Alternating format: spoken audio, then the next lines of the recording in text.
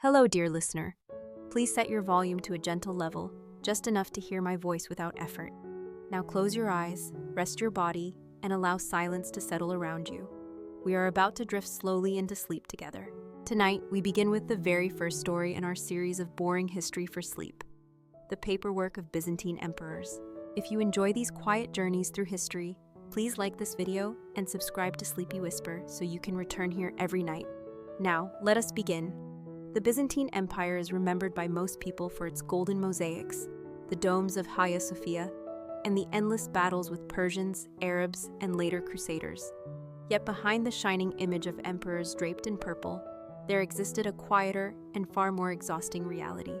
Day after day, in the vast echoing halls of Constantinople, the ruler of this empire did not only think about wars or ceremonies. He was also surrounded by scrolls, parchments, wax tablets, and the never-ending routine of paperwork. Imagine a candlelit room deep within the great palace. The marble walls are cold, and the faint sound of the Bosporus waves echoes from outside. The emperor, seated on a heavy chair, is not holding a sword or a scepter, but a quill dipped into ink. On the desk before him lie stacks of documents brought by clerks and secretaries of the imperial chancery. These documents concern taxation from distant provinces, disputes among landowners, petitions from widows and soldiers, and endless reports of officials who are eager to please or fearful of punishment. This was the unseen burden of Byzantine rule, the endless paperwork of emperors. The administrative system of Byzantium was famously complicated. There were logothetes, who acted as ministers of various departments. There were scribes trained in careful handwriting. There were notaries who confirmed decrees with wax seals. And there were archivists who kept rolls of parchment stored in cabinets.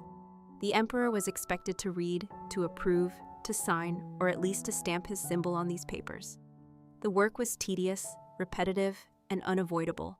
For an emperor who dreamed of conquest or spiritual reflection, such duties could feel like chains. Yet it was through this monotony that the empire functioned. Without documents, orders would not reach the provinces, soldiers would not receive their pay, merchants would not know the rules of trade, and the complex taxation machine would grind to a halt. A single misplaced document could lead to delay, and a delay could lead to unrest. The empire relied less on dazzling speeches and more on dull routine. Think of Emperor Constantine VII, who loved writing books. His surviving works describe ceremonies, administration, and the way the empire functioned. Yet even he, a man of letters, would have been trapped by the cycle of reviewing decrees, answering petitions, and making sure the signature of the emperor was present where it had to be. The purple ink that emperors used was not simply decoration. It was a signal of authority. To apply it on a document was to transform words into law. Behind every piece of parchment there was a long line of clerks who had drafted, corrected, and recopied the text until it reached the desk of the ruler. Sometimes, the emperor may have read carefully. Other times, pressed by the sheer volume, he may have approved with a tired hand, trusting his officials to be accurate. Either way, the paperwork consumed his hours as much as ceremonies or councils. Picture the wax seals being pressed into warm red wax, leaving the imprint of the imperial eagle. The documents would then be rolled or folded, tied with cords, and dispatched by couriers who carried them across Anatolia, Syria, or the Balkans. The slow rhythm of administration was like the beating heart of the empire, quiet, unnoticed, but essential. Even the most famous emperors, men like Justinian or Basil II, who led armies and built monuments, spent long hours surrounded by scrolls, dealing with details as dull as grain shipments, tax exemptions, or disputes between monasteries. The grandeur of Byzantium was therefore balanced by an ocean of bureaucracy. This was an empire where routine had the power of ritual, and paperwork had the weight of law. Tonight, as you lie in silence, imagine that endless flow of documents, copied by weary scribes under dim oil lamps, checked by ministers who feared errors, and finally touched by the purple pen of the emperor himself. The thought of battles fades away, and what remains is the monotony of administration, the quiet hum of bureaucracy, the paperwork that never stopped. If one wishes to understand how the Byzantine Empire endured for more than 1,000 years, one must look not only at its armies and fortifications, but also at its administrative machine. At the center of this machine stood the imperial chancery, a body of scribes, notaries, and officials whose daily labor ensured that the will of the emperor became reality across provinces stretching from the Aegean to Armenia. These men were rarely celebrated in chronicles. Their names are mostly lost, yet their ink marks were the threads that bound together a vast and diverse realm. The chancery was divided into offices, each directed by a logothete, something like a minister of finance, of the army, or of the household. The logothete of the dromos, for example, oversaw communications and the imperial postal system, which meant he controlled how decrees were carried across the empire. The logothete of the genicon handled revenues, making sure taxes were recorded and collected. Beneath them were layers of assistants, each responsible for copying, verifying, and archiving documents. The empire prided itself on accuracy. Even small mistakes in dates, boundaries, or titles could cause disputes. Thus, young men trained for years to master the official handwriting, to learn how to draft a chrysobull, a golden-sealed decree, or a prostagma, a short order issued by the emperor. In rooms lit by oil lamps, the scratching of quills was constant. The air smelled of ink and melted wax. Scribes dipped their pens again and again, carefully shaping letters in Greek, ensuring margins were aligned, and leaving space for the imperial seal. Errors were not tolerated. A wrongly copied tax order might cause rebellion in a province. To prevent such chaos, documents were checked repeatedly. Once the emperor approved a text, his signature or monogram was added in purple ink, a color reserved for the throne. Only then did a decree have life, traveling through the empire with couriers who carried it in leather pouches. Imagine the rhythm of this work. Day after day, petitions arrived. Farmers requested relief from floods, widows sought justice against corrupt officials, generals asked for reinforcements, monasteries pleaded for tax exemptions. Each petition had to be copied, summarized, and submitted. The emperor could not possibly read every word, so summaries were prepared by secretaries. Yet the symbol of his approval, however briefly applied, made the difference between despair and hope. It was not unusual for a poor subject of the empire to wait months or years for a response, their lives hanging on a piece of parchment, moving slowly from desk to desk.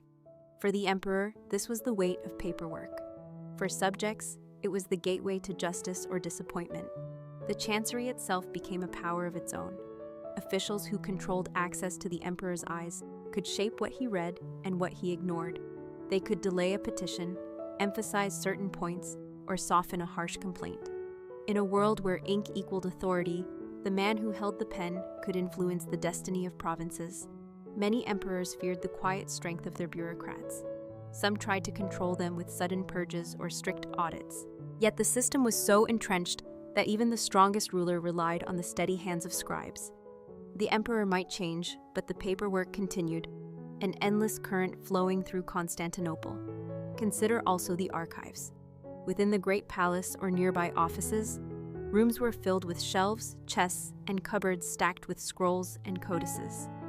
Clerks guarded these archives like treasuries, for in them lay the memory of the empire. Treaties with foreign kings, lists of tax obligations, registers of land grants, even complaints written decades earlier. When disputes arose, officials retrieved old documents to prove rights or obligations. The archive gave the empire continuity, preserving the authority of past rulers and binding the present to the decisions of the past. For the weary emperor, the piles of parchment were both a burden and a safeguard. They demanded hours of attention, yet they also ensured that order prevailed. As you imagine this scene, the sound of rustling parchment replaces the noise of battle, the flicker of oil lamps softens the grandeur of palaces, and the slow labor of bureaucrats becomes the true rhythm of empire. The paperwork was dull, repetitive, and exhausting, yet it was also what allowed Byzantium to endure when kingdoms around it rose and fell. Tonight, as you drift further into rest, let the thought of scribes quietly copying, sealing, and filing documents soothe your mind, reminding you that even the greatest of empires survived on the most ordinary of tasks. When one thinks of the daily paperwork that consumed the Byzantine court, it is easy to imagine only endless petitions or routine decrees.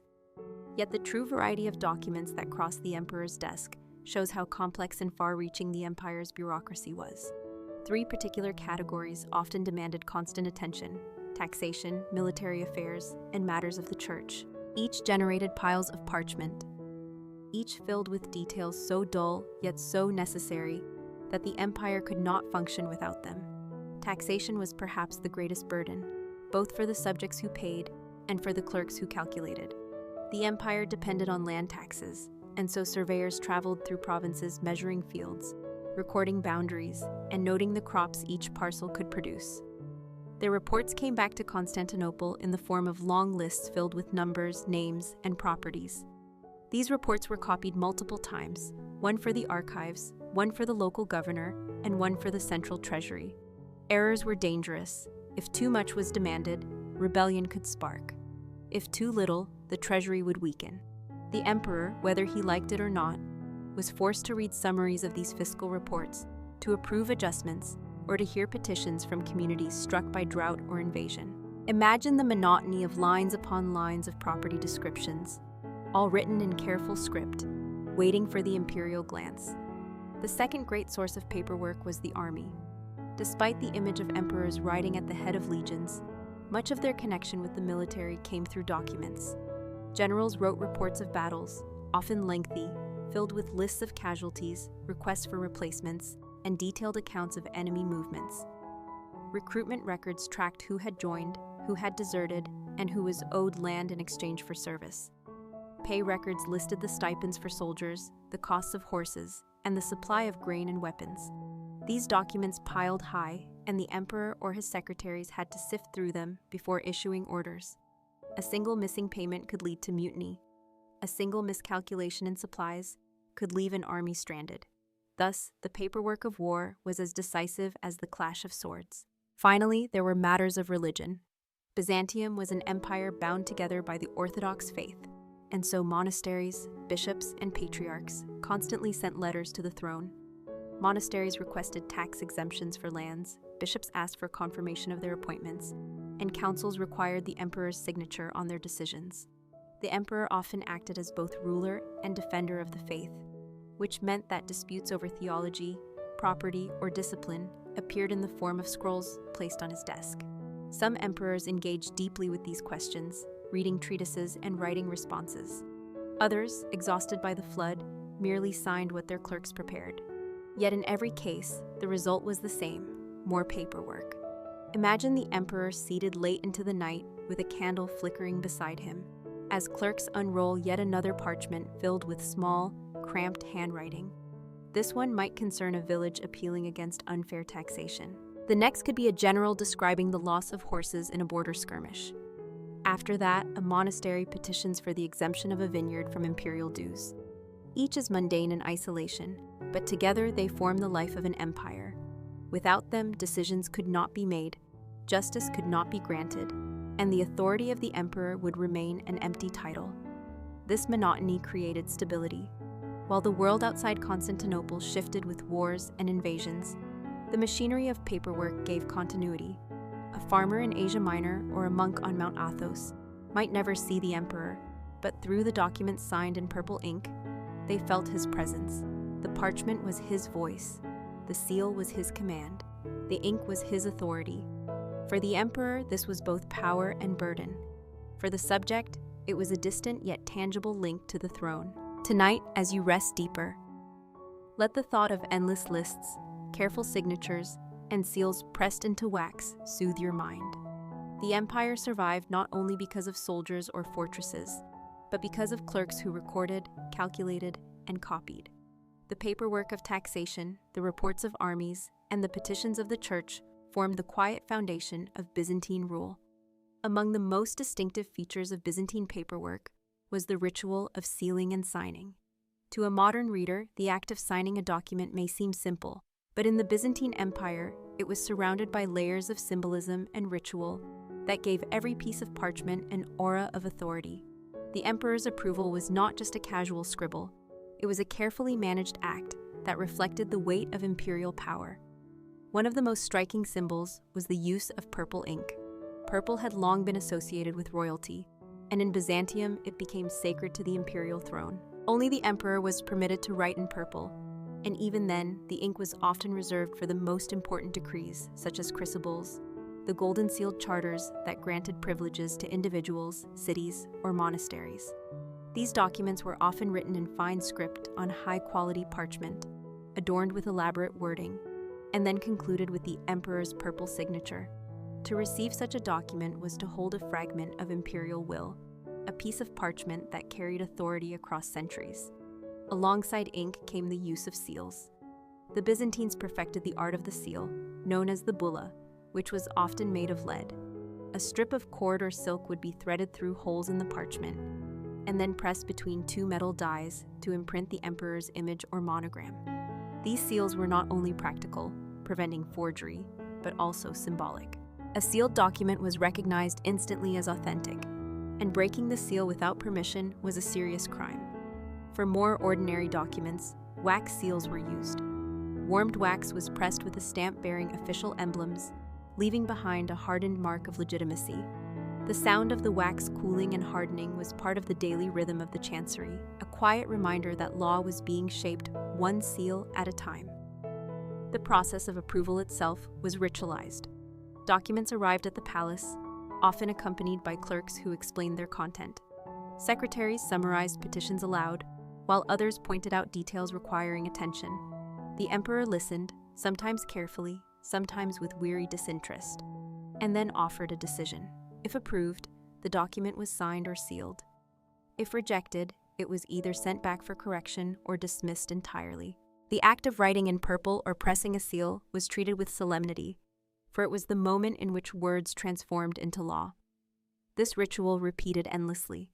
Day after day, the emperor confronted petitions, decrees, tax lists, military reports, and church matters.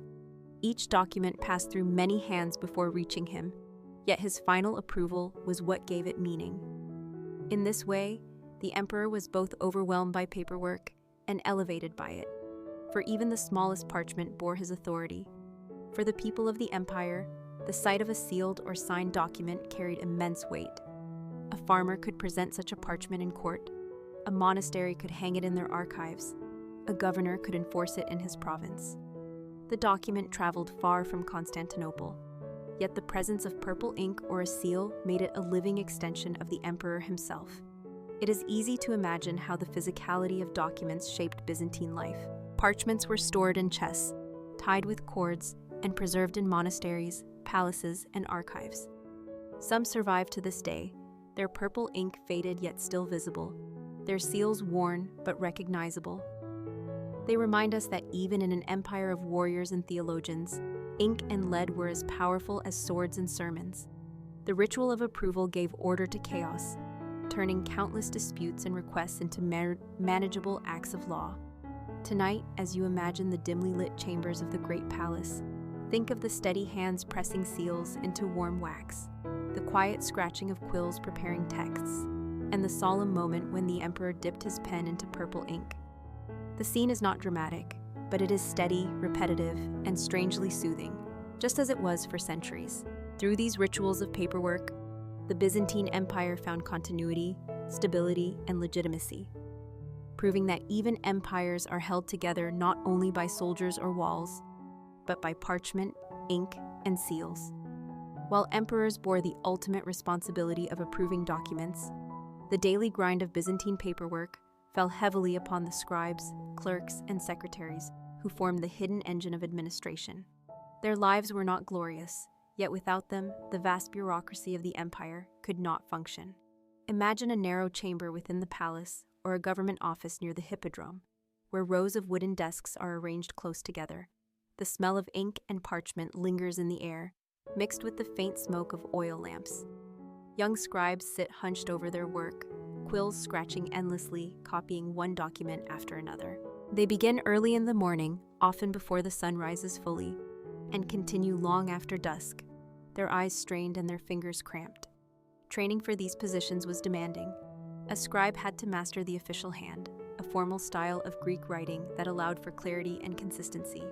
Apprentices practiced for years, learning to hold the quill steadily, to space letters evenly, and to avoid smudges. Mistakes were costly, for an error in a decree could cause confusion or even rebellion. A single misplaced number in a tax order could bring hardship to a village, while a miscopied name could insult an important official. Thus, accuracy was prized above all, and scribes often read their work aloud to ensure correctness. Life in the chancery was repetitive. Each day brought petitions from distant provinces, letters from generals, or requests from monasteries. Scribes copied the incoming text for record, drafted responses under the guidance of higher officials, and prepared clean copies for the emperor's approval. The process was slow and methodical. One clerk summarized, another drafted, a third reviewed, and finally the finished parchment was checked before sealing. This rhythm rarely changed, giving the scribes a life of predictability and monotony. Yet within this monotony lay stability. The empire depended on men who could endure long hours of dull work. Some scribes rose in rank, becoming secretaries to powerful ministers, but many remained lifelong copyists, their labor invisible yet essential. The archives they filled were vast, storing layers of parchment that chronicled taxes, decrees, treaties, and disputes across centuries. In the quiet of their workrooms, scribes might whisper to each other, complain about ink stains, or share the latest rumors from the city. But most hours passed in silence, broken only by the scratching of quills and the occasional sigh of fatigue. Imagine their dim surroundings, the flicker of lamplight casting long shadows, the heavy silence punctuated by the turning of parchment pages. Over time, the strain of this work wore on the body. Eyes weakened from constant focus, backs ached from hours bent over desks, and hands grew stiff from gripping quills. Yet replacements were always ready, for many young men sought the stability of government employment, even if it meant a lifetime of tedious labor. To the outside world, the work of scribes was invisible. Soldiers marched in armor, merchants traded spices and silk, priests preached in churches, but the clerks of the chancery remained unseen. Still, they preserved the empire by maintaining its memory on parchment.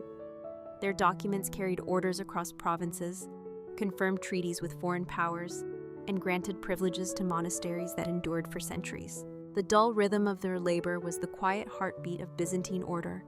For the emperor, their work was both blessing and burden. Blessing because it allowed his commands to reach every corner of the empire.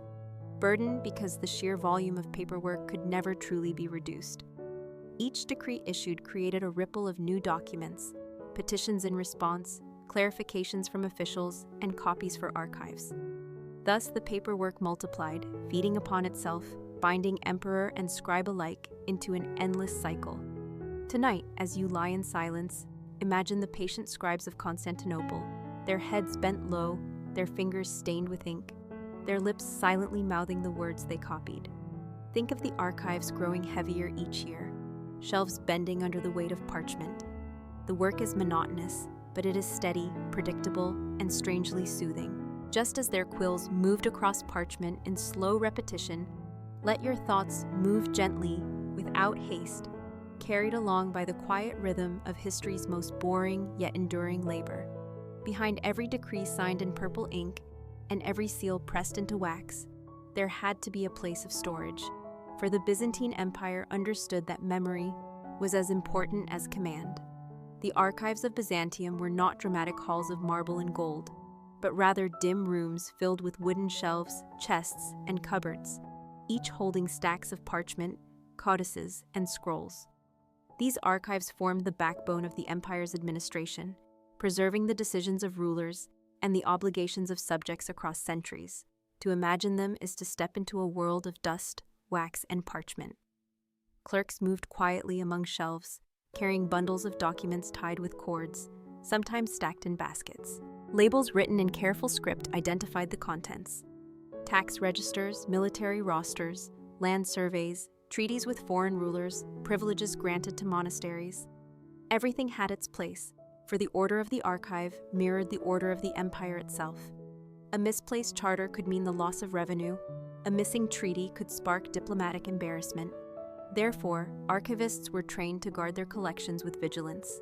They worked in silence, consulting lists that recorded the contents of each chest, pulling out rolls when summoned by ministers or judges. The atmosphere was heavy, almost timeless, as if the weight of the empire pressed down on every parchment. Some archives were housed in the great palace itself.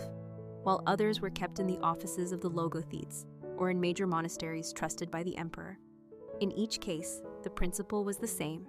Documents had to be preserved because the empire depended on its written memory. Unlike the shouts of soldiers or the sermons of priests, parchment did not fade quickly.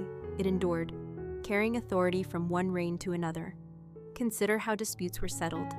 When a monastery claimed that its vineyards were exempt from tax, officials searched the archives for the original crucible that granted the exemption. If the sealed parchment was found, the claim stood.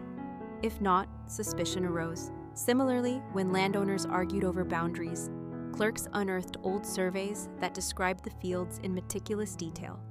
In this way, the archive acted as a court of silent witnesses, its documents more powerful than living testimony. For the emperor, the existence of archives was both relief and reminder. Relief because he could rely on precedent and written evidence rather than memory alone. Reminder because each document carried the decisions of his predecessors, binding him to the weight of tradition. He might wish to change policy, yet the parchment of earlier rulers stood firm, preserved in wax and ink. The archives, therefore, were both tool and chain, stabilizing the empire while limiting sudden changes. Life for the archivists was as monotonous as for scribes. Their days passed in recording, cataloging, and retrieving documents. They moved slowly among shelves, checking the state of parchment, repairing tears, and noting when ink had begun to fade. Some worked on copying older documents onto new sheets to ensure survival, while others compiled registers that listed thousands of entries, one after another. It was repetitive labor, but essential, for the empire's continuity depended on it. Imagine a narrow room, its only light from a small window and a flickering lamp, where an archivist opens a chest filled with documents a century old. The parchment is brittle, the wax seals cracked, yet the words remain legible. To him, these are not stories or relics, but living instructions that can shape present decisions. He ties them carefully, replaces them on the shelf, and moves on to the next chest. Year after year, decade after decade, this process repeats, creating a rhythm as steady as breathing. In this way, the archives became the silent guardians of Byzantium. When the city itself changed, when emperors rose and fell, when invaders threatened the walls, the archives preserved continuity. They were the empire's memory, dull but enduring, fragile yet powerful. Tonight, as you settle deeper into rest, imagine those quiet chambers of parchment and wax, the faint rustle of documents being handled, the smell of ink lingering in the air. Think of archivists moving slowly, their footsteps soft, their voices hushed, as they guard the written memory of 1,000 years. It is not exciting, it is not dramatic, but it is steady and repetitive, the perfect rhythm for sleep. Once a decree left the emperor's desk, signed in purple or sealed with lead, its journey was only beginning.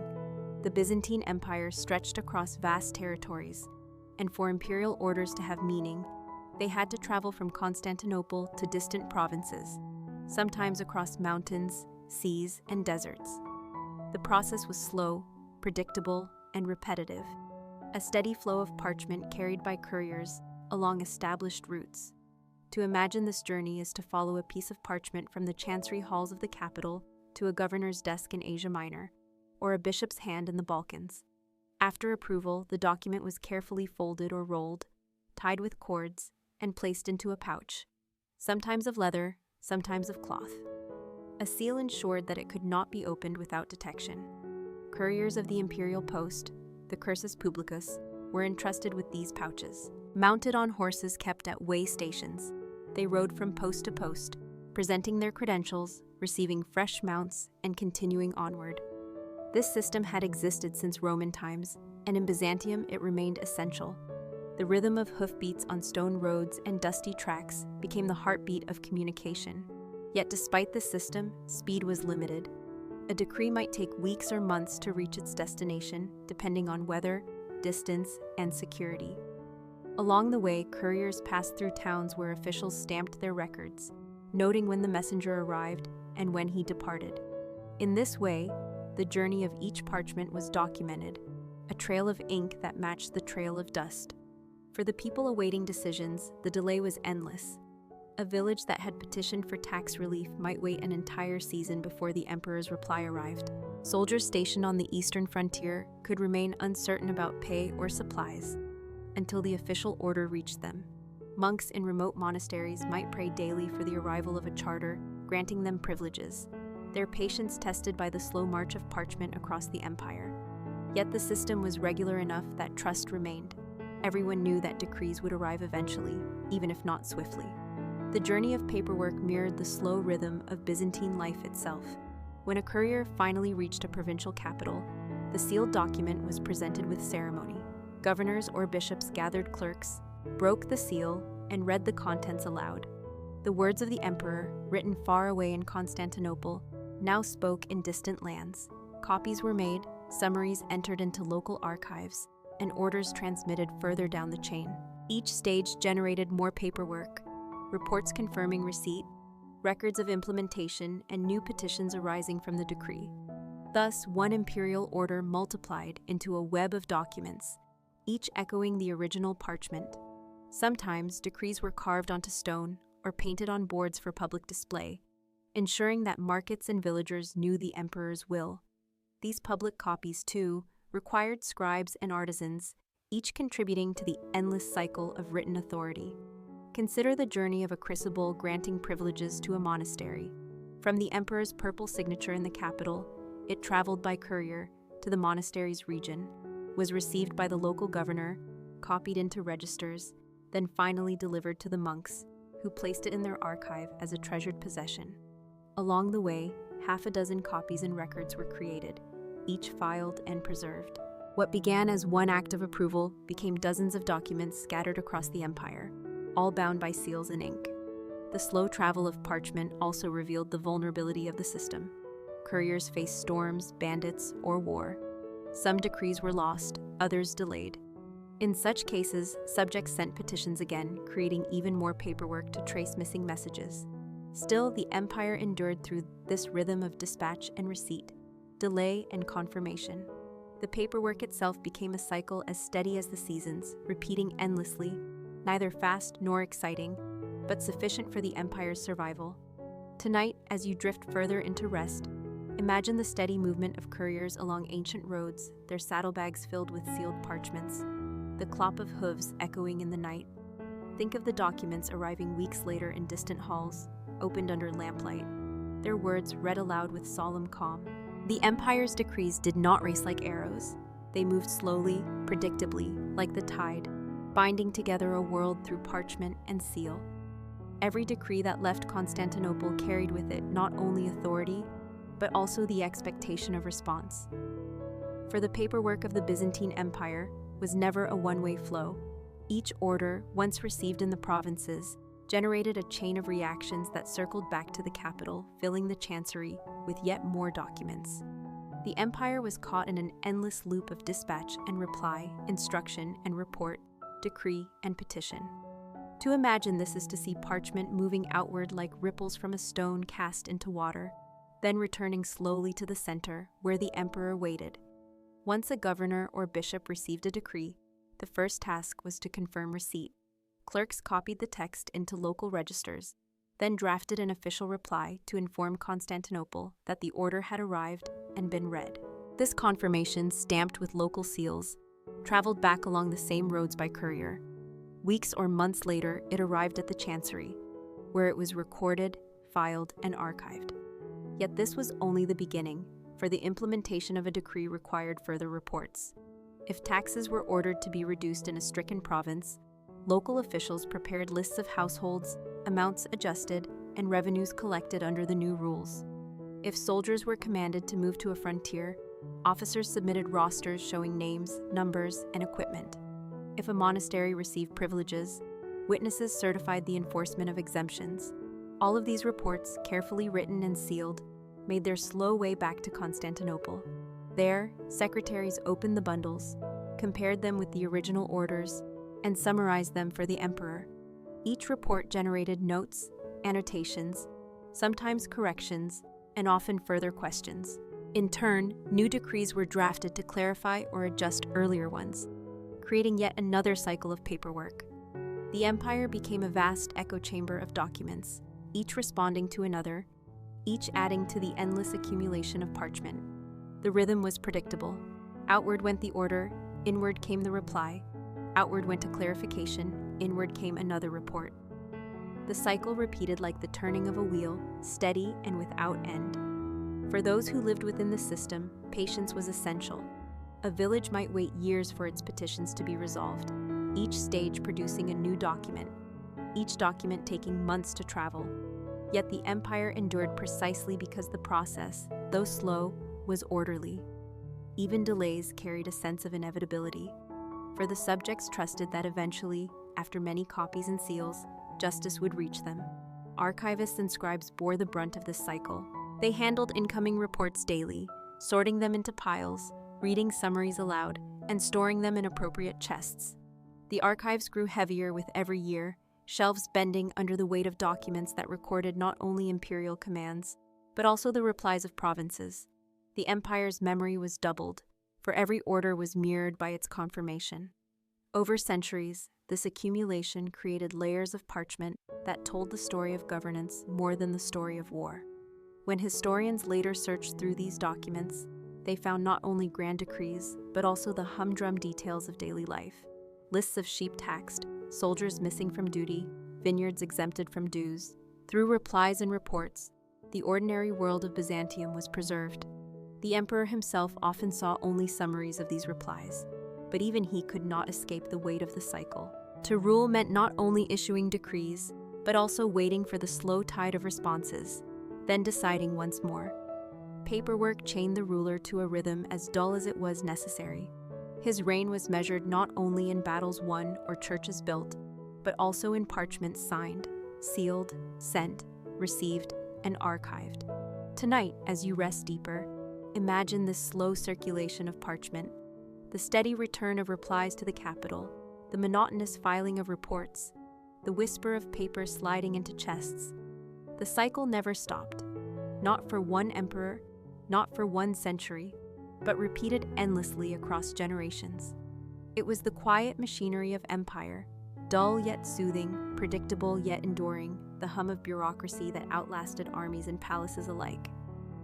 Behind the golden mosaics, the jeweled crowns, and the solemn ceremonies, the Byzantine emperor often faced a quieter and far less glorious duty: the endless task of reading, approving, and responding to documents. The splendor of the throne hid the monotony of parchment. To sit upon the imperial seat meant not only ruling armies and churches, but also enduring long hours surrounded by stacks of scrolls and papers. Many emperors, no matter how strong or ambitious, felt the weariness of this constant labor. Imagine an emperor rising early, perhaps after a night of ceremony or prayer, only to find his desk already piled high with petitions. Clerks waited in silence, each holding a bundle of parchment that required his signature. Ministers approached cautiously, reading summaries of tax reports, explaining disputes, or requesting his decision on matters of law. The emperor listened, nodded, and dipped his pen into purple ink. The motion repeated again and again, as though his reign itself were measured not in years, but in signatures. For some emperors, this burden was especially heavy. Justinian, remembered for his great building projects and his wars of reconquest, also spent countless hours reviewing drafts of laws that would later form the famous Corpus Juris Civilis. His legacy of legal reform was built not only upon vision, but also upon the patience to wade through text after text, correcting, approving, and issuing.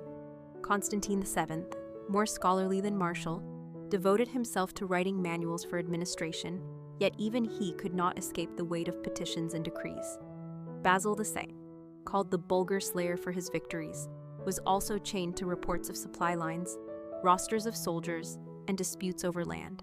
No emperor was free from the mountain of paperwork, for the empire itself was built upon it. The weariness was not only physical, but also mental, to read page after page of similar complaints, to hear endless petitions that differed little from one another, drained the spirit. The emperor might have longed for the thrill of battle or the silence of contemplation, yet he remained bound to the monotony of documents. Even in moments of triumph, the paperwork returned. After victories, there were reports to be written, spoils to be recorded, treaties to be sealed. After ceremonies, there were privileges to grant, exemptions to confirm, and petitions from those who had been overlooked. The cycle did not pause for glory. It resumed with the same rhythm, like waves against the shore. Some emperors grew frustrated, relying more heavily on ministers and secretaries. Yet delegation did not end the paperwork. It only shifted which eyes read first. Ultimately, the emperor's seal or signature remained necessary, and so the mountain of parchment always returned to him. Others tried to escape by ignoring certain petitions, yet this too created problems, for the empire expected its ruler to respond. To neglect the paperwork was to risk disorder, rebellion, or resentment. Thus, even the most reluctant ruler was dragged back into the cycle, seated once more before the steady piles of parchment. Imagine the emperor in his chamber late at night, the golden mosaics of the palace darkened, the only light a flickering lamp upon his desk. His crown lies on a cushion nearby, unused, while he bends over documents, his face lined with fatigue. The sound of quills scratching echoes softly as clerks wait for his approval. One by one, he signs, seals, and stamps, his mind dulled by repetition. In such moments, the grandeur of empire fades, leaving only the quiet weight of responsibility. For centuries, this scene repeated with little change. Emperor after emperor, no matter his character, became part of the machinery of paperwork. To wear the purple was to endure this monotony. Tonight, as you drift into deeper rest, imagine the weary emperors, their hands stained with ink, their eyes tired from endless reading, their spirits subdued by repetition. The glory of Byzantium was real, but beneath it lay this steady, dull labor. It was not dramatic, it was not heroic, but it was constant, and through it the empire survived. When we look back at the 1,000-year history of the Byzantine Empire, we are tempted to remember the dazzling ceremonies in Hagia Sophia, the thunder of armies on distant fields, or the glitter of crowns set with jewels. Yet beneath all of that splendor lay a quieter reality, one that endured far longer than battles or processions. It was the paperwork of emperors, the endless rhythm of documents written, copied, sealed, dispatched, received, and archived. While generals conquered and patriarchs debated, it was parchment that gave the empire its continuity. To understand this is to realize that the empire's true strength was not only in swords or prayers, but in the slow, steady labor of bureaucracy. Imagine the centuries unfolding like the turning of parchment pages. Emperors came and went, some brilliant, others forgettable. Wars were won and lost, cities were built and destroyed. Yet through all these changes, the paperwork continued without pause. Taxes had to be recorded, soldiers had to be paid, monasteries had to be granted privileges, treaties had to be confirmed. The archives grew thicker with each reign, filled with documents that carried the authority of rulers long gone. Even when emperors were deposed or assassinated, the parchment remained, quietly preserving the empire's memory. For subjects of Byzantium, this continuity mattered. A farmer in Anatolia might never meet the emperor, but he felt his presence when a decree adjusted his taxes. A monk on Mount Athos might never visit the capital, but he held in his hands a chrysobull sealed with imperial authority. A governor in distant provinces might feel isolated, yet his orders traced back to documents bearing the purple signature. In this way, the empire extended itself not through constant displays of force, but through the quiet persistence of paperwork. The very dullness of the system was its strength. Because it was repetitive, predictable, and deeply ingrained, it outlasted the passions of individuals. Emperors might grow weary of signing decrees, scribes might tire of copying texts, but the system continued, generation after generation, century after century. The paperwork was a tide that did not retreat, a hum that never ceased. It lacked drama, but it gave stability. In the end, this was Byzantium's quiet secret. What seemed boring was in fact the foundation of endurance. The empire survived invasions, crises, and dynastic struggles because its bureaucracy functioned like a steady heartbeat. The paperwork was the invisible glue that held together diverse peoples, languages, and lands.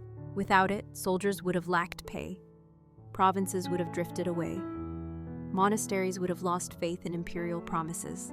With it, the empire endured, sometimes weakened, sometimes resurgent, but always bound together by ink and seal. Today, when we look at surviving Byzantine documents, we see faded purple ink, cracked wax, and worn parchment. They may appear lifeless, yet they are the echoes of an empire that lived through routine. They remind us that power is not only expressed in monuments or battles, but also in the quiet endurance of administration. The legacy of Byzantium is not only mosaics or ruins, but also the steady flow of paperwork that sustained it for centuries. Tonight, as you close your eyes and drift into sleep, imagine that endless tide of documents, the patient scribes, the weary emperors, the careful archivists. Picture the slow passage of parchment across provinces, the quiet sealing of wax, the deliberate dip of the pen into purple ink. It is monotonous, it is repetitive, it is dull, and yet it is steady, soothing, and unchanging. Just as the empire found stability in this rhythm, let your thoughts find rest in its monotony. The paperwork of Byzantine emperors may not shine like gold or thunder like armies, but it whispers with constancy, carrying the weight of centuries. In that whisper, calm and unhurried, you may find your own path into peaceful sleep. And so our previous story has come to an end. Before we move on to the next one, may I kindly ask you for a like and a subscribe. Your support helps us keep bringing you these gentle journeys into history. Now, let us continue with the next tale in our series of boring history for sleep. Tonight, we arrive at the slow codification of Roman law. When we speak of Roman law, we often imagine a single book, neatly written, containing all the rules that governed the empire. But the truth was much less tidy. For centuries, Roman law was not one code, but a vast, growing collection of statutes, decrees, senatorial decisions, imperial rescripts, and legal opinions scattered across time. To live under Rome's authority was to exist in a world of legal fragments, where rules were layered on top of older rules and new decrees were added without erasing the past. The process of codification, the gathering and ordering of these laws, was painfully slow, stretching across generations. It was never a moment of sudden clarity, but an ongoing struggle with paperwork, interpretation, and repetition. In the earliest days of the Republic, laws were inscribed on bronze tablets for all to see. The famous 12 tables were displayed in the forum, simple statements of property rights, family duties, and punishments. Yet as Rome expanded, the simplicity of those tables faded. Magistrates issued edicts, praetors announced formulas, and the Senate passed decrees. Each generation added layers of text, and no one thought to erase the earlier ones. Citizens and jurists alike had to navigate this growing forest of words. A dispute over land might require consulting several overlapping statutes. A case about inheritance could involve comparing old family customs with new imperial instructions. The result was confusion. By the time of the empire, the paperwork of law had become overwhelming. Emperors issued rescripts in response to petitions, often dozens in a single day. Each rescript had legal force, but each was tailored to a specific case, meaning that thousands of tiny fragments of law accumulated without ever being harmonized. Jurists, the legal scholars of Rome, tried to bring order by writing commentaries and digests, summarizing older decisions and proposing interpretations. Men like Ulpian, Papinian, and Gaius produced works that later generations treated almost as sacred. Yet even their writings multiplied the paperwork. For every opinion generated responses, counter-arguments, and new interpretations. What was intended to clarify often created more complexity. Imagine a legal clerk in the 2nd century, standing before shelves stacked with scrolls. Each scroll might contain the words of an emperor long dead, a senatorial decree passed during a forgotten crisis, or the commentary of a jurist debating the meaning of property rights. To find the answer to a simple question could take hours of searching, cross-referencing, and copying. The process was tedious, repetitive, and exhausting. For ordinary citizens, the burden was even heavier, for they relied on advocates trained in this labyrinth. The empire's greatness produced not clarity but clutter. Over time, efforts were made to bring some order.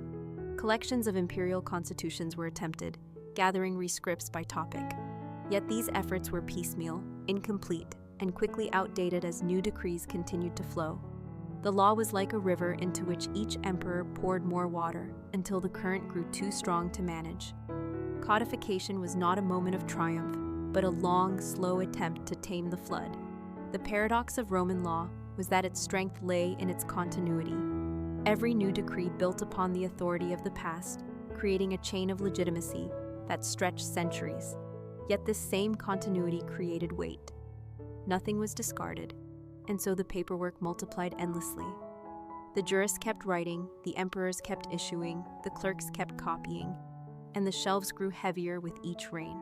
Tonight, as you lie in silence, picture those dusty chambers filled with scrolls, the weary clerks unrolling parchment after parchment, the steady scratching of quills copying fragments of law. It is monotonous, it is repetitive, and it is strangely soothing. The codification of Roman law did not happen quickly, but stretched slowly, painfully, across generations.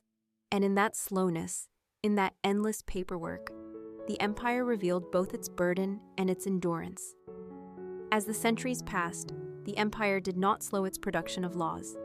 Emperors continued to issue decrees and rescripts, magistrates issued edicts, and the Senate occasionally passed measures of its own. Into this growing mass of rules stepped the jurists, the legal scholars of Rome, whose task was not to legislate, but to interpret, explain, and comment. Their writings became as influential as the laws themselves, for without them, the mountain of legal texts would have been incomprehensible. Figures such as Gaius, Ulpian, Papinian, and Paulus became central voices, their words copied and recopied by clerks, their opinions consulted by judges and advocates. The jurists did not seek to simplify the law into a single code. Instead, they added structure by writing handbooks, digests, and treatises that organized fragments of law into topics. Gaius, for example, composed his Institutes, a teaching manual that outlined the basics of persons, things, and actions. It became a standard text for generations of students, offering clarity to beginners in a sea of complexity. Ulpian and Papinian wrote commentaries on edicts and statutes, dissecting meanings, offering interpretations, and citing precedents. Their works filled volumes, each page referencing earlier opinions, building an intricate web of explanation. Imagine a young student of law in the 3rd century, seated in a dimly lit chamber, unrolling a scroll of Ulpian's commentary. The script is dense, the Latin precise, the sentences filled with references to cases long past. To study the law meant to copy these words, memorize them, and then recite them in court when needed. The process was slow, deliberate, and repetitive, a steady rhythm of learning by rote. Teachers lectured in schools, students scribbled notes, clerks copied manuscripts, and advocates rehearsed arguments. The law was not a matter of innovation, but of constant reference to authority. Over time, the writings of the jurists acquired an authority almost equal to legislation. Judges cited them as precedent, advocates quoted them to strengthen cases, and emperors themselves respected their interpretations. By the late empire, certain jurists were recognized as authoritative above others. A law of the 5th century declared that in cases of disagreement, the opinions of 5 great jurists, Papinian, Ulpian, Paulus, Modestinus, and Gaius, would carry decisive weight, with Papinian given the final say if conflicts remained. This attempt at order only highlighted the scale of the problem. Instead of reducing the mountain of texts, it merely elevated certain scholars while leaving their vast writings intact. The empire still had to manage thousands of pages of statutes, decrees, and commentaries. The jurists, while brilliant, contributed to the endless multiplication of parchment. Their intent was clarity, but their effect was volume. Each commentary was copied by scribes, stored in archives, and consulted by officials. The cycle of paperwork expanded, not contracted. For ordinary citizens, the law remained distant. They did not read Ulpian or Paulus. They relied on advocates who interpreted the texts for them. To the common man, the law was a shadowy presence, vast and impenetrable, glimpsed only through the decisions of magistrates or the decrees of emperors. Yet behind those decisions stood the jurists, their quills scratching late into the night, shaping the empire's legal memory. The monotony of their work mirrored the monotony of the empire itself. Just as scribes copied tax records and soldiers marched in formation, the jurists repeated, rephrased, and reorganized the law, layering explanation upon explanation. Theirs was not the drama of courtroom speeches, but the steady hum of intellectual bureaucracy. Tonight, as you imagine these jurists at work, see them seated at their desks, scrolls piled around them, lamps burning low, voices murmuring as they dictate to scribes. Their pens move slowly, steadily, without haste, recording interpretations that would echo for centuries. The process is not swift, not simple, but continuous, patient, and deliberate. And in that slowness, in that endless commentary, the codification of Roman law inched forward, not in leaps, but in the quiet, repetitive labor of scholars. While jurists filled libraries with commentaries, emperors themselves added endlessly to the growing body of Roman law through rescripts. These were written replies issued by the emperor in response to petitions sent by individuals, communities, or officials. The practice began under Augustus and continued for centuries, creating a slow but steady flood of new legal material. To send a petition was a common act in the empire. A soldier might request clarification of his inheritance rights, a widow might appeal for tax relief, or a city might ask permission to repair its walls. Each petition was recorded by clerks, summarized, and eventually laid before the emperor. The emperor, often with the help of secretaries, dictated a brief response. This response, copied and sealed, carried the force of law. It applied not only to the petitioner, but to similar cases, and thus every rescript became another fragment in the empire's legal mosaic. Imagine the scene in the palace chancery. A pile of petitions arrives daily, brought by messengers from every province. Clerks unroll them, noting the names of petitioners, the details of disputes, and the questions asked. Secretaries then prepare drafts of responses, which the emperor approves or amends. The approved rescripts are copied into registers, sealed, and sent back to the petitioners. The process repeats day after day, month after month, year after year. Over time, the accumulation becomes enormous. By the 3rd century, thousands upon thousands of rescripts filled archives, each addressing a specific problem, each carrying the weight of imperial authority. To the emperor, the act of issuing rescripts became routine, a monotonous duty like the signing of decrees in later Byzantium. For the subjects, however, the receipt of a rescript was a moment of significance. It was the voice of the emperor reaching into their lives, confirming their rights or denying their claims. Yet for legal scholars and future generations, the rescripts were both a treasure and a burden. On one hand, they preserved the living response of emperors to the needs of the people. On the other hand, they multiplied the paperwork to the point of chaos. To consult the law meant to sift through endless volumes of rescripts, each written in different circumstances, sometimes contradicting one another, sometimes overlapping, often difficult to reconcile. Collections were attempted.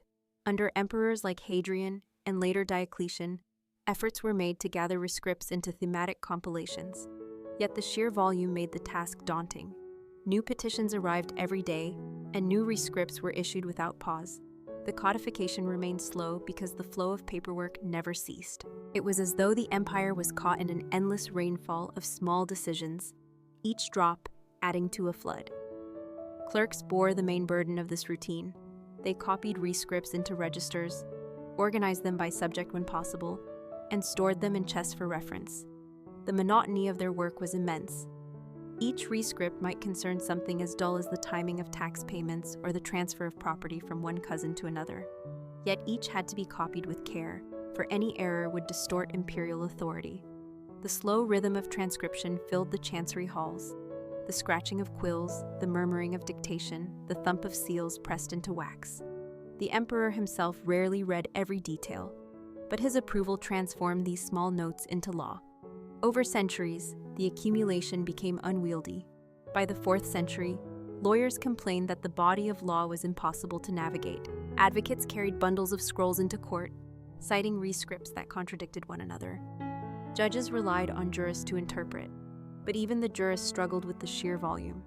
The empire had created a mountain of law through the daily drip of rescripts, and yet no one could remove or ignore them, for each represented imperial authority. The slowness of codification was therefore inevitable.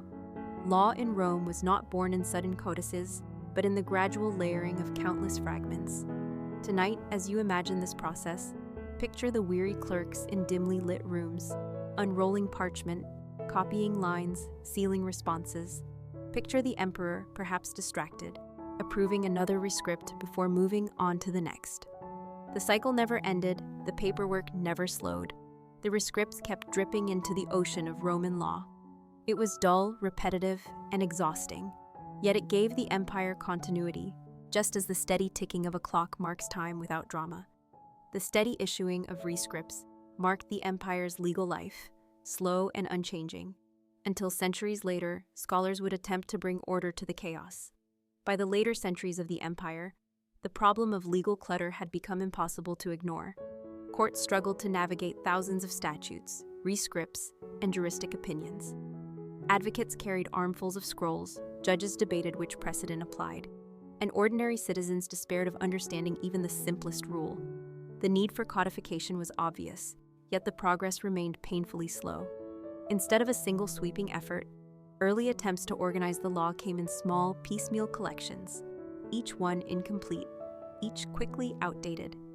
One of the earliest efforts was the Codex Gregorianus, compiled in the late 3rd century. It gathered together imperial rescripts from Hadrian to Diocletian, arranging them by subject. For the first time, lawyers could consult a relatively ordered set of imperial decisions instead of searching through scattered archives. Yet even this achievement was limited. The collection was private, not official, and it excluded many important texts. Within a few decades, new rescripts had already rendered parts of it obsolete. The Codex Hermogenianus followed soon after, a companion volume that included more recent rescripts, particularly those issued under Diocletian. Together, the Gregorian and Hermogenian codes represented a major step, but they were still compilations made by scholars rather than by the state.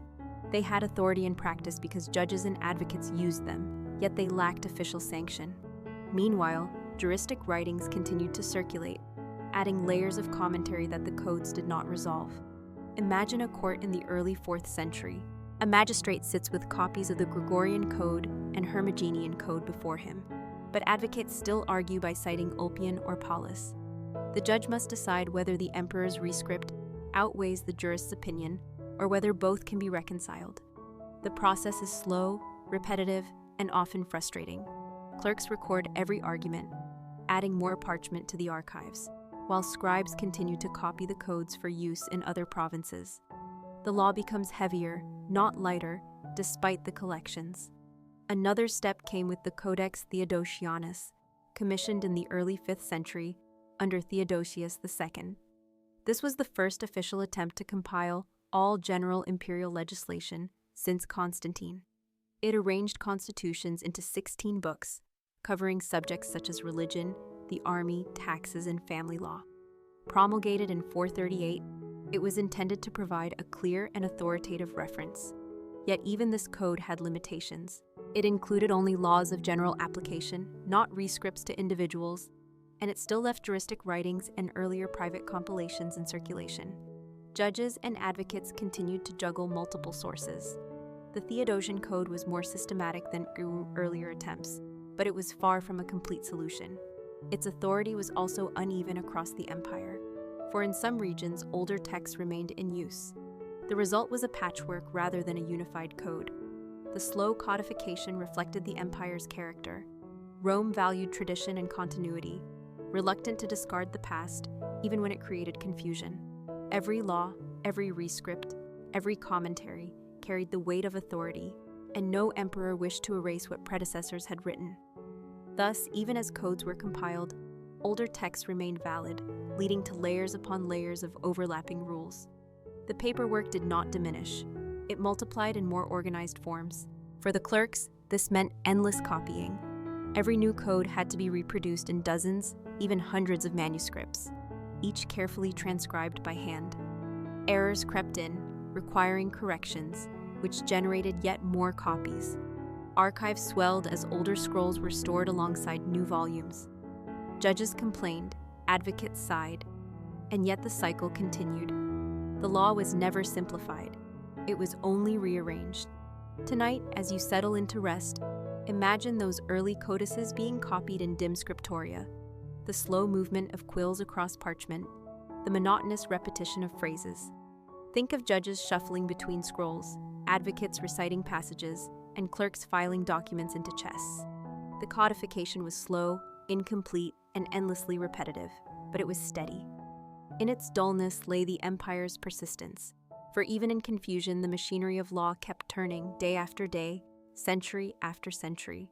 When Theodosius II commissioned the Codex Theodosianus in the early 5th century, his goal was to bring some measure of clarity to a legal system that had grown too heavy for even the most patient clerks and judges. After years of effort, the code was completed in 438, organized into 16 books that covered subjects ranging from religion and military affairs to taxes, family matters, and municipal administration.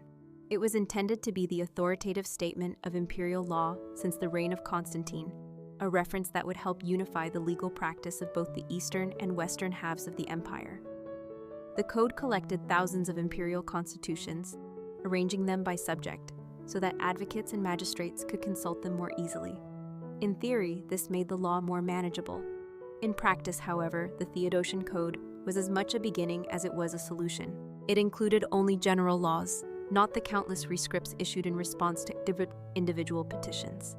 Juristic writings remained outside its scope, as did private compilations like the Gregorian and Hermogenian codes, which continued to circulate. Thus, while the Theodosian Code was official, it did not replace the older material. It merely added another layer to the growing body of texts. Imagine the daily work of a provincial judge after 438. On his desk lies a copy of the Theodosian Code, recently copied by scribes and bound into bulky volumes. Yet beside it are still rolls of the earlier codes, as well as collections of juristic commentary. When a case is presented, the judge consults the code first, but often must turn to other texts for clarification. Advocates cite passages from multiple sources, arguing which has greater authority. Clerks copy summaries into local registers, and once again, the archives swell. The law remains repetitive and heavy, even as it becomes more organized. The Theodosian Code also revealed the empire's priorities. Its first book dealt with matters of religion, reflecting the central role of Christianity in imperial policy. Other books addressed the privileges of the church, the regulation of heresy, and the authority of bishops. Taxation, military service, property, and family law filled other sections, creating a portrait of a society deeply concerned with stability and order. Yet even these laws were often repetitive, restating earlier decrees with minor variations. The code preserved the continuity of imperial authority but did not eliminate redundancy. For the scribes, the publication of the Theodosian Code meant endless new work. Copies had to be sent to courts and governors throughout the empire. Each copy was produced by hand, letter by letter, in quiet scriptoria, where the scratching of quills filled the air. Errors crept in, requiring corrections, and corrected versions had to be recopied. The cycle of labor continued, monotonous and unchanging. To the citizens of the empire, the Theodosian Code was both a symbol of order and a reminder of distance. Few could read it directly. Instead, they experienced its authority through the words of judges or officials who cited it. To them, the law remained something vast, abstract, and unapproachable, embodied not in the books themselves, but in the decisions that affected their daily lives. The codification had brought some measure of system, but not simplicity. The empire still carried the weight of its legal memory. Centuries of decrees remained valid unless explicitly repealed, and the Theodosian Code added to this inheritance rather than replacing it. In the end, the law of Rome was still an ocean of words, only slightly better charted. Tonight, as you close your eyes, imagine those heavy volumes of the Theodosian Code resting on shelves, their pages copied and recopied, their words repeated endlessly in courts and offices. Picture weary scribes bending over desks, magistrates slowly turning pages, advocates reciting long passages in dim courtrooms. The codification was slow, incomplete, and repetitive, but it gave the empire a sense of continuity. In its dullness lay its strength, for the empire endured not through sudden change, but through steady repetition, the quiet hum of bureaucracy that never ceased. Once the Theodosian Code was formally issued in 438, the work of codification did not stop. In many ways, it had only begun, for the code was useful only if it reached the provinces where judges ruled and governors administered. To achieve this, the empire relied on the same slow machinery that had always carried its documents: couriers, scriptoria, and endless copying by hand. Imagine the chancery in Constantinople preparing the first official copies. Clerks sat at long desks, unrolling the master text, and dictating line by line as teams of scribes recorded each word on fresh sheets of parchment. The work was repetitive, requiring constant attention to detail, for even the smallest error could alter the meaning of a law. Each page was carefully reviewed, corrected, and then bound together with cords. Once a copy was complete, it was sealed and dispatched to its destination by courier. The couriers themselves traveled at the pace of horses and weather. From Constantinople, a code might take weeks to reach Antioch, Alexandria, or Carthage. At each stage of the journey, local officials recorded the courier's arrival, checked the seals, and passed him onward to the next station. In this way, the words of Theodosius spread slowly across the empire. Yet the process did not end with delivery, for a single copy was not enough. Provincial judges, governors, bishops, and advocates all required access to the laws, which meant further copying. In major cities, scriptoria employed teams of scribes to reproduce the code again and again. Each scribe working on a section, each line read aloud and echoed in ink. The result was a steady flow of new manuscripts, each slightly different, some with errors, others with corrections. The law became not one text, but many, a living network of words scattered across the empire. In some towns, copies arrived decades later, after repeated transmissions from city to city.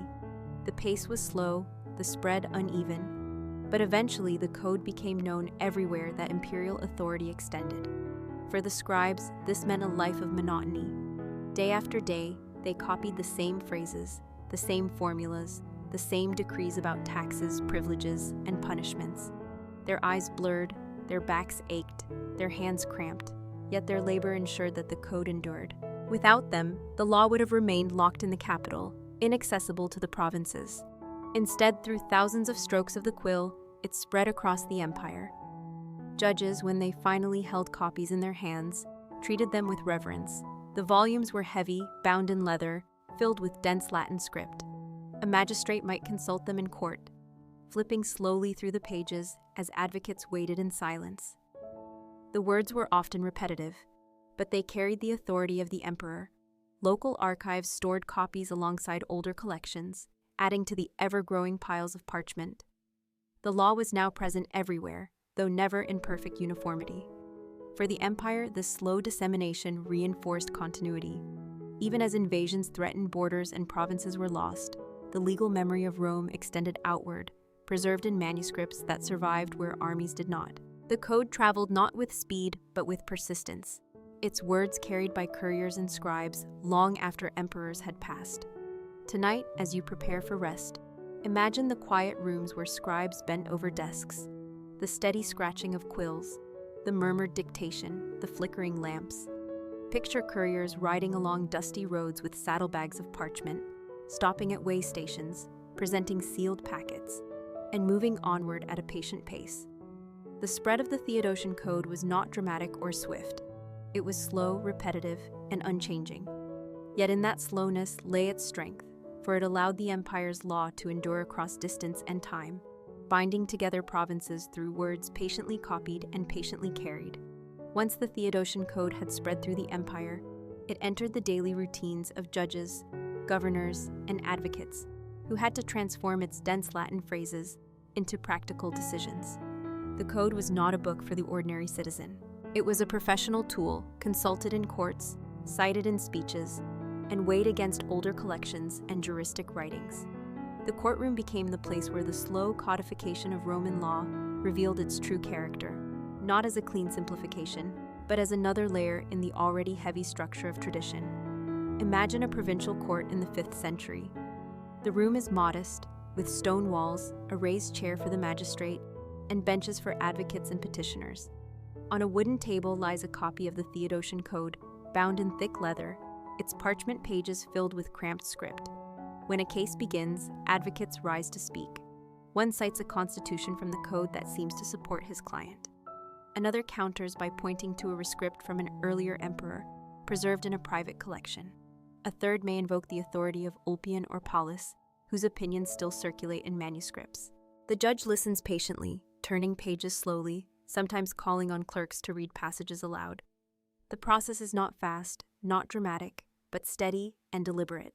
The code provides structure, yet it does not silence the older voices. Judges often face the task of reconciling contradictions.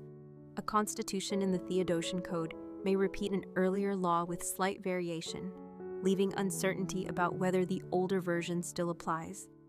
Advocates exploit such ambiguities, quoting both texts and arguing which carries greater weight. Clerks record the proceedings carefully, producing yet more parchment to be stored in archives. The outcome may rest not on the clarity of the code, but on the judge's interpretation, shaped by habit and precedent. In this way, the law remained both codified and fluid, fixed in words yet shifting in practice. For advocates, the code became both a resource and a burden. To prepare a case, they had to consult multiple volumes, compare passages, and memorize long strings of citations. The monotony of this labor echoed the monotony of scribes and clerks. Days were spent in study, evenings in copying notes, mornings in rehearsing arguments. Success in court depended less on eloquence than on familiarity with the dense fabric of law. The repetition was endless, but it gave a rhythm to legal practice that endured through generations. For the citizens who came before the court, the law was something distant, a farmer disputing a boundary, a widow contesting an inheritance, or a merchant appealing a tax had no access to the code itself. They relied entirely on advocates to speak for them and on judges to interpret the heavy volumes.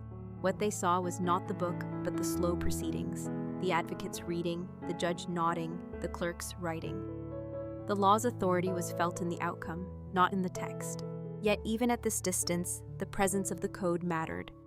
It gave the proceedings an aura of stability, a sense that decisions were anchored in the words of emperors past and present. Archives filled with records of cases decided under the code. Each judgment generated new paperwork, summarizing the dispute, citing the relevant constitutions, and recording the decision. These records were copied for local storage and sometimes sent back to the capital, where they joined the ever-growing mass of parchment. Thus, the use of the code in courts added to the cycle of paperwork rather than ending it. The codification was not a clean break from the past, but an extension of it, another layer in the endless process of recording, copying, and interpreting. Tonight, as you rest, imagine the quiet rhythm of a provincial court. Picture the judge turning pages slowly, the advocates reciting lines of Latin, the clerks scratching notes into parchment. The atmosphere is solemn, steady, and repetitive. The Theodosian Code does not sweep away confusion, it organizes it into a more manageable form, one that requires patience and routine. And in that routine, the empire found continuity. The slow codification of Roman law was not a triumph of clarity, but a triumph of endurance, a steady hum of words that carried authority through centuries, binding together a world through the dull, unchanging labor of courts and clerks. The daily use of the Theodosian Code brought with it a burden that was as heavy as the volumes themselves. Judges and clerks across the empire found their lives increasingly defined by the endless labor of managing, interpreting, and recording the law. The codification had been intended to bring clarity, but in practice it multiplied the paperwork, adding another authoritative source without removing the older ones. As a result, the courts became arenas not of swift justice, but of patient endurance, where those who served the law lived under the constant weight of parchment. Imagine a provincial judge beginning his day. He enters the courtroom where the benches are already crowded with petitioners and advocates. On his desk lies not only the Theodosian Code, but also older collections like the Gregorian and Hermogenian codes, along with scattered volumes of juristic commentary. Each case presented to him requires careful reading, page after page of dense Latin script, while advocates cite conflicting passages and clerks scramble to record every word. The judge leans forward, his eyes tired from long hours of study, his hand moving slowly across the parchment as he writes notes in the margins. Each decision demands precision, for a careless ruling could provoke appeals or unrest. The process is slow, deliberate, and repetitive, draining the mind more than any battle or ceremony. For clerks, the monotony was even greater. Their work was to copy decrees, record judgments, and preserve archives. Day after day, they bent over desks, quills scratching steadily as they repeated the same formulas.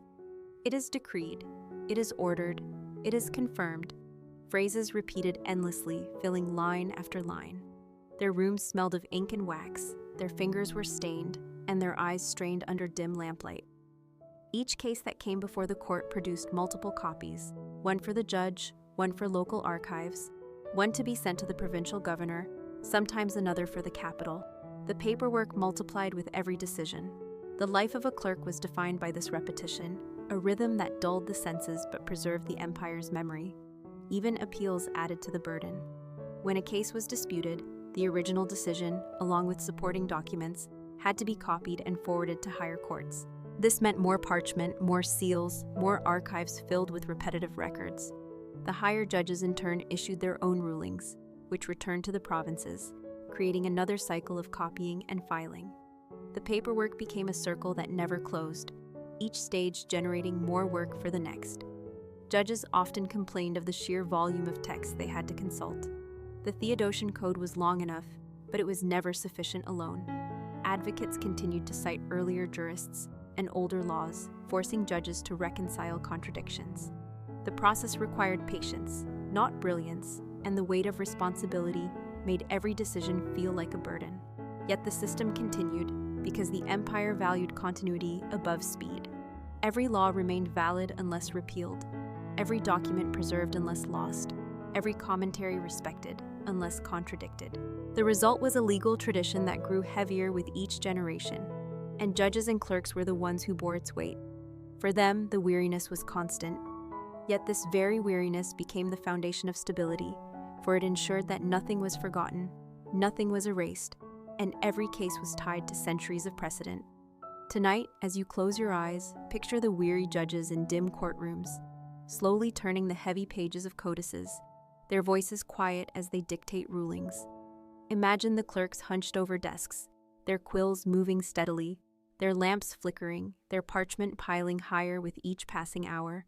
The work is dull, it is repetitive, it is exhausting, but it never stops. And in that endless labor lies the endurance of Roman law, a system that survived not because it was simple, but because it was patient, carried on the tired shoulders of those who copied, recorded, and preserved without end. By the late 5th century, the Theodosian Code had been in circulation for several decades. It had provided a framework, a reference point, and an official collection of laws stretching back to Constantine. Yet the passage of time exposed its limits. New constitutions continued to be issued, new interpretations continued to appear, and old collections like the Gregorian and Hermogenian codes still lingered in practice. Advocates and judges found themselves juggling multiple sources, cross-checking old and new, and filling their desks with volumes that never seemed to agree. The law remained heavy, repetitive, and slow, and the need for a more comprehensive codification became increasingly clear. After the Western Empire collapsed in 476, the Theodosian Code continued in use both in the Eastern Empire and in the successor kingdoms of the West. In places like Gaul, Hispania, and Italy, local rulers adapted parts of the code into their own legal traditions, translating passages into Latin that was simpler and more suited to their courts. The so-called Breviary of Alaric, issued in 506 by the Visigothic king Alaric II, was essentially a shortened version of the Theodosian Code, designed to make it easier for judges in his kingdom to apply Roman law. Yet even this abridgment did not resolve the underlying complexity. It simply offered another layer of adaptation. In the East, where the empire continued, the accumulation of legal material only grew heavier. Emperors of the 5th and early 6th centuries issued new constitutions, while advocates continued to rely on juristic writings that remained authoritative by tradition. Courts still cited Ulpian, Papinian, and Paulus, even as they consulted the Theodosian Code. Clerks copied, judges debated, and archives filled. The legal system had not collapsed, but it had reached a state of saturation. The need for a more complete codification was no longer a matter of convenience, but of survival. Into this environment stepped Justinian, who became emperor in 527. Ambitious in both politics and religion, Justinian also recognized the burden of law. He understood that an empire held together not only by armies and churches, but also by its legal memory, required a more unified foundation. To achieve this, he launched a project that would dwarf all earlier efforts: the creation of the Corpus Juris Civilis, or body of civil law. The transition from the Theodosian Code to Justinian's project was not sudden. It was marked by years of frustration, repetition, and slow preparation. Committees of jurists had to be appointed, Existing collections had to be gathered, and endless debates had to be resolved about which text to include, which to omit, and which to alter. The process itself reflected the monotony of the empire's legal tradition. Nothing could be done swiftly, for every law carried weight, every precedent demanded respect, and every document had to be copied with care. Imagine the atmosphere in Constantinople in the years before Justinian's codification. Judges still sat with the Theodosian Code open before them, while advocates argued from older texts. Clerks copied laws that overlapped with one another, creating thicker and thicker volumes. Governors sent reports to the capital complaining of confusion in the courts. Merchants and landowners alike appealed for clarity, yet the machinery of the law remained as slow as ever. Justinian's ambition was to bring an end to this confusion, but before his project began, the empire lived in the shadow of Theodosius's work, heavy and incomplete, endlessly cited yet never sufficient. The slow movement from the Theodosian Code to Justinian's Corpus Juris Civilis was itself a process of accumulation. One layer did not erase the other. It simply prepared the ground for the next. The law advanced not through sudden change, but through gradual weight, each codification resting on centuries of paperwork. The empire endured because it carried this burden patiently, never discarding, always preserving, always copying, always repeating. Tonight, as you drift deeper into rest, imagine this transition unfolding in slow motion.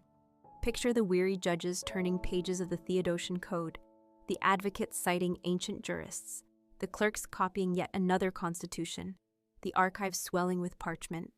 The rhythm is steady, the progress slow, the burden heavy, yet it continues without end. Out of this monotony, Justinian's great codification would eventually emerge, not as a sudden revolution, but as the inevitable outcome of centuries of steady, repetitive labor.